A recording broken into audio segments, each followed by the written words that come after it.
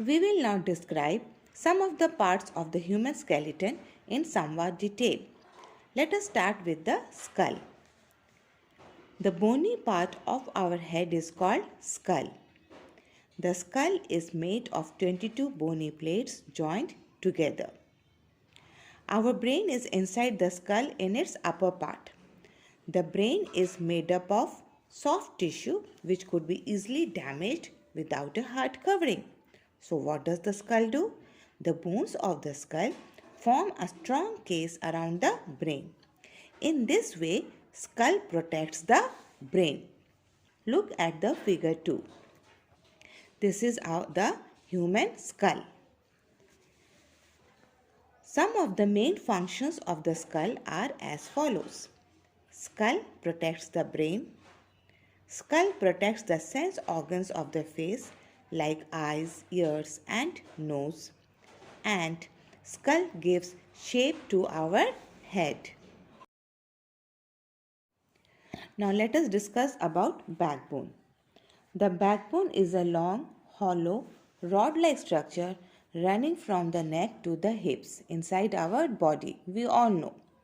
The scientific name of backbone is vertebral column.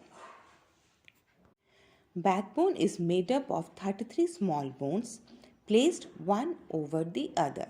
Look at the figure 3. Have you noticed the small bones? Yes.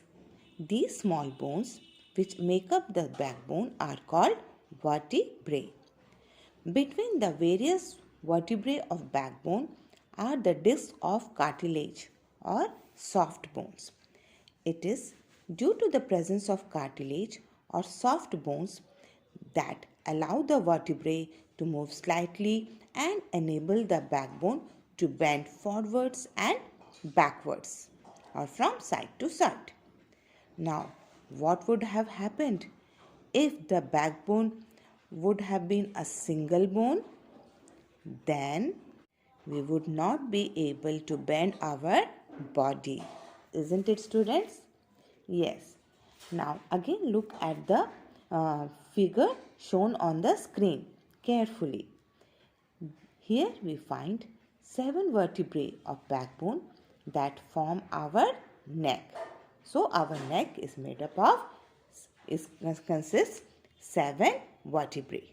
Okay? Yes. Dear students, each vertebra which is the singular of vertebrae has a hole in it. Due to this, there is a hollow center inside the backbone. And what is present in this hollow center of the backbone? The spinal cord. You must have read, isn't it, students? Yes. The spinal cord, which is the main nerve from the brain, passes inside the hollow cavity of the backbone. Now, what are the main functions of the backbone? The main functions of the backbone are as follows. Number 1, backbone provides main support to the body. Number 2, backbone supports the head at its top. Number 3, backbone attaches shoulder bones, ribs and hip bone. And backbone protects the spinal cord. Now, let us discuss about rib cage. The chest bones of our body are called ribs. Ribs are the curved bones in our chest. Look at the figure 4. Ribs exist in pairs. There are 12 pairs of ribs in the chest of our body. One end of all the ribs is joined to the backbone and their other end is joined to the breastbone as shown in the figure 4. In this way, all the rib bones, a part of backbone and the breastbone join to form a bony cage or box-like structure. This hollow bony structure formed by the ribs is called rib cage. The rib cage protects the delicate internal organs like heart, lungs and liver. The rib cage also takes part in our breathing movement. When we breathe in, the ribs move upward and outward. And when we breathe out, the ribs move inward and downward. You will learn in detail the mechanism of breathing in upper class. Now, shoulder bones. Shoulders are that part of the body or skeleton to which our arms are attached. The human body has two shoulders, one on each side of the neck. We all know. There are two shoulder bones, collarbone and shoulder or shoulder blade. The collarbone is a long curved bone. One end of the collarbone is attached to the shoulder blade and the other end of collarbone is fixed to the breastbone of rib cage for support. The shoulder blade is a large and flat triangular bone. The shoulder blade is attached to backbone by muscle to allow the free movement of the shoulder. Each shoulder blade has a cup-shaped socket. The upper arm fits into the socket of the shoulder blade, forming ball and socket joint. About ball and socket joint we will discuss in our next video. The main functions of the shoulder bones are the following. Collar bones on the two sides of the neck keep our shoulders apart. Shoulder blades attach the arms to our body, and shoulder blades provide sides for muscle attachments which move the arms, neck and upper part of our body. Now, let us discuss about hip bone. The hip bone forms a large basin-shaped frame at the lower end of the backbone to which the legs are attached. Look at the figure 6 and locate the hip bone. The hip bone is also known as pelvic bone or pelvis. It is made up of a number of bones fused together by fixed joints. The hip bone encloses the portion of our body below the stomach. It is also the part of skeleton we sit on. The hip bone has two sockets or hollow spaces on the two sides of its lower part. The thigh bones of our legs are joined to the hip bone by the ball and socket joints. The important functions of the hip bones are as follows. Hip bone supports and protects the lower organs of the body such as intestine, urinary bladder and internal sex organs.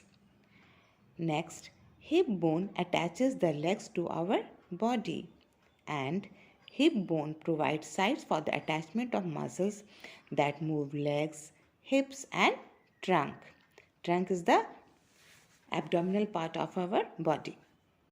Actually, students, the part of the body from chest to abdomen is called trunk.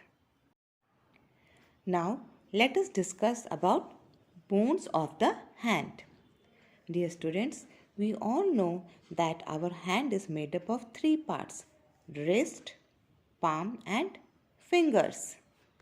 The wrist consists of 8 small bones known as carpels. The palm of hand is composed of 5 longer bones called metacarpals, and the fingers, including thumb, are made of jointed bones called phalanges.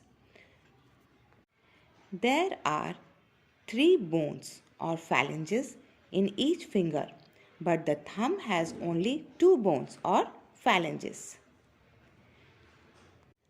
The wrist bones or carpels form movable joints with the bones of forearm. Due to this, our wrist is flexible. The palm bones or the metacarpals form movable joints with fingers, and the finger bones or phalanges form movable joints among themselves. There are 5 fingers in our hand, including the thumb. We all know, isn't it? Dear students, do you know that besides hard bone, our skeleton also consists of soft bones? These soft bones are present in the pinnae of our ears, at the end of nose, on the end of bones where they meet one another at a point, and these soft bones are also present as cartilage disc between the vertebrae of backbone. These soft bones are called cartilage. It is a kind of softer and elastic bone. Cartilage gives support and shape to the ear, and it is the presence of cartilage which gives support and shape to our nose. The layer of smooth cartilage reduces friction and allows the ends of bone to move easily over each other without damaging them. Thus, cartilage is found in the joints of our body. The presence of cartilage disc between vertebrae makes the backbone flexible so it can bend. The cartilage disc also absorbs the shock when we run, jump, or do other such activities.